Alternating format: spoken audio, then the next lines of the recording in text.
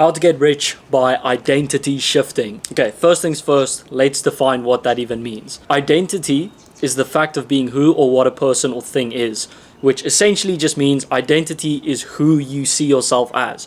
Who are you? This can be a pretty vast array of things. Like, you can be someone who's intelligent, you can be someone who's in good shape, you can be someone who's a very loving person, etc. There's a lot of factors that form part of your identity. And shifting is changing one of those factors, especially unpredictably, but in this case it's more so just changing that very quickly. Because generally, if you go to the gym, for example, on day one, let's say you're very overweight, you don't just snap to the identity of someone who has like a six-pack and they have a great physique.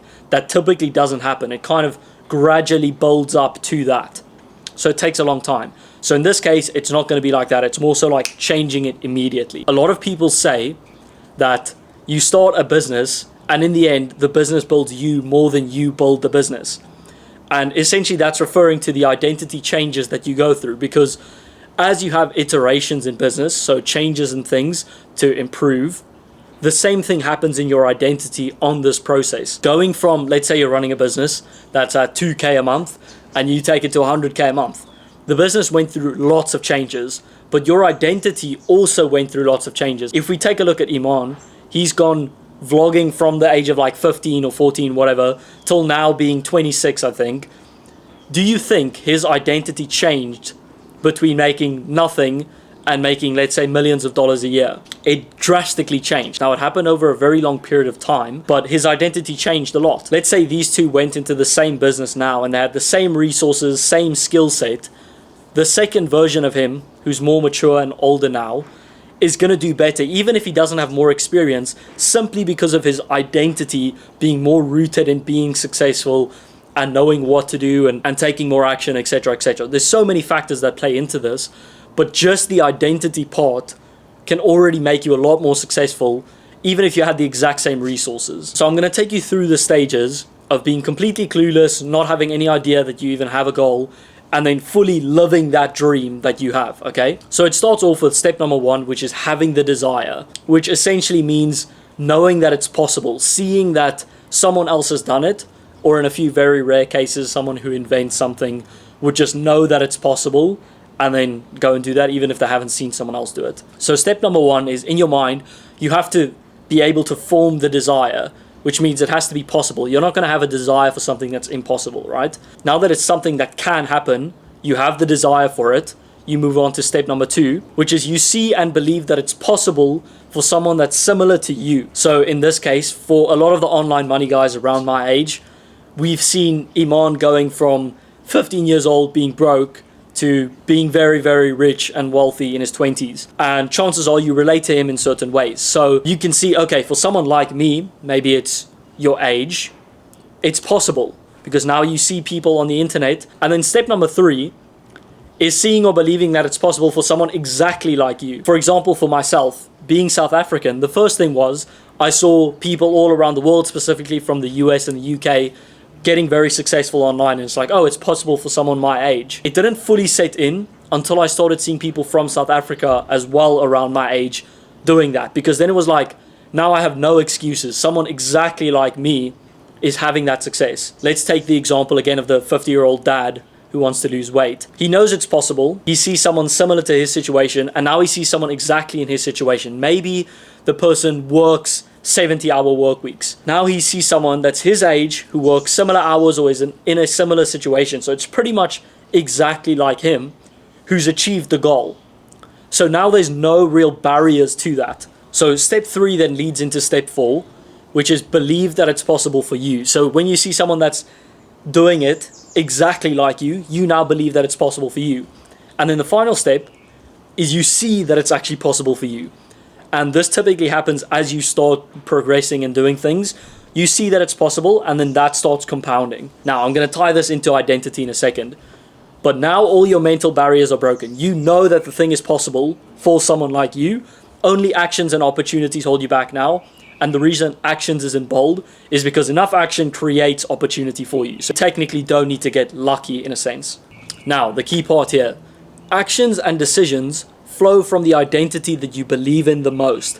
if there's anything you take away from this video, it should be that. The actions you take on a day-to-day basis flow from the identity that you believe, like at your uttermost core, like the identity you hold near and dear to your heart. That is the one which dictates your actions. If we take the analogy of a smoker, okay, someone who has smoked cigarettes for their entire life and maybe they've quit for like the past 2 years, someone offers them a cigarette. What is the problem with that versus someone who isn't a smoker and someone offers them a cigarette? Let's say in both cases, they each say no. The person who has never been a smoker, maybe they've tried a cigarette once when they were young, they just say no and they move on with their life. The person who struggled with it has an internal battle and eventually they say no. And the reason for that, they still have part of that identity of being a smoker attached to them. The other person has no identity. By the time they're 2 years clean, both of these people, their body no longer relies on nicotine or whatever that comes from the cigarettes. The only difference is in their mind, which is tied to their identity. Person A, who used to be a smoker, still has a part of that identity and they know that they can fall back into that identity. Person B has no experience with having that identity, so it's very easy for them to say no because it's just not what they do. Now, an important part here is identity is a spectrum. This isn't even a stat I've looked up, but I can almost guarantee you that the longer you go abstaining from an addiction, the less likely you are to relapse. And the reason for that is because your identity kind of builds up. So let's say you decide you no longer want to be a smoker. I am not a smoker. In 1 month, you might have 40% of the identity of not being a smoker. In 6 years, you might be 80%. In 15 years, you might be 95%. So identity kind of builds up as you go, and your actions flow from that. Now, certain things you'll be very strong in your identity of. Some of the most concrete things you find identity in are things like maybe your name, maybe your race, maybe your nationality, whatever it might be. You have a very strong identity in that because it's almost like it can't be disputed. If we take me, for example, I'm obviously white. You can't really say to me, like, look at me and say like, oh, you're not white, because I am. It's like, it's very tangible. You know it's there, and that's why it's so close to like being 100%, if not 100% part of your identity. Versus something else, which might be someone who's achieved your goals or someone who's going to achieve those goals. It's a lot more in the air. You don't really know. It's not as concrete, and you can't see it, you can't feel it. It's a lot different. So let's tie a few things together now. If you have the identity of someone who is working towards a goal, let's say you have a goal of 100k a month, and you have the identity of someone who is 100% going to reach that goal. It's just a matter of time. It's almost like you've already achieved the goal. You already have the identity of someone who's achieved the goal. The material world just kind of has to catch up to that. Now, when we go back to actions and decisions flowing from your identity, you're going to act in accordance with that. You are now someone who is making 100k a month, and you're just taking the actions to actually get there. Versus if you have the identity of someone who's like, maybe they want to get to 100k a month, but they're not really sure it's possible, and maybe they don't actually know if they're going to reach it. Your actions will follow that. Because then, let's say you're like 50% of the way to that identity, you're going to put in 50% of the actions going towards that goal, which, especially if it's a really big goal, chances are you're not going to reach it. It's very hard to explain this topic in a way you can actually grasp it. But usually what happens is when you start working towards something, as you see results, your identity sort of follows that. Let's say you're making 5k a month, you now have the identity of someone making 5k a month. Okay, 20k a month, identity of 20k a month. But if you want to skip ahead, you need to forcefully take on the identity of a few steps ahead, and your actions will then be aligned with that identity so that you can reach the goal which would have given that identity in the first place quicker. Hopefully that makes sense. So if you actually want to cultivate the identity, that is why people do affirmations. Now, why don't very successful people do affirmations? Well, because the identity is already very concrete. Let's go back to saying things like your race and your name or whatever are very strong factors of your identity.